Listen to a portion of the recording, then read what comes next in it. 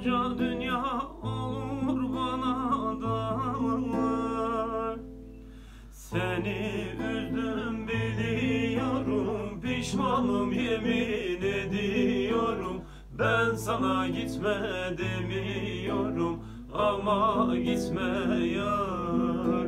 Seni kırdım biliyorum, pişmanım yemin ediyorum. Ben sana gitme demiyorum ama gitme yar. Yazık etme sevdamıza, burada bitmesin. Seni öylesiye sevdim, bunu bilesin.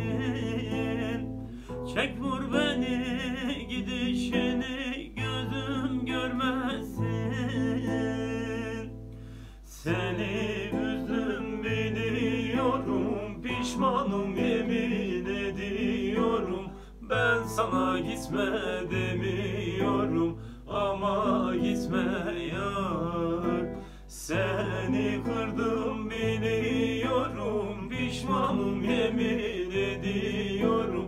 Ben sana gitme demiyorum ama gitme yar.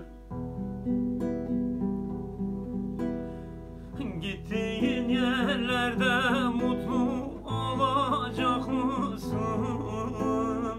Mutlu olup oralarda kalacak mısın? Olur da dönersen beni bulacak mısın? Seni üzdüm biliyorum, pişmanım yemin ediyorum. Ben sana gitme demiyorum ama gitme yar. Seni kırdım biliyorum, pişmanım yemin ediyorum. Ben sana gitme demiyorum ama gitme yar.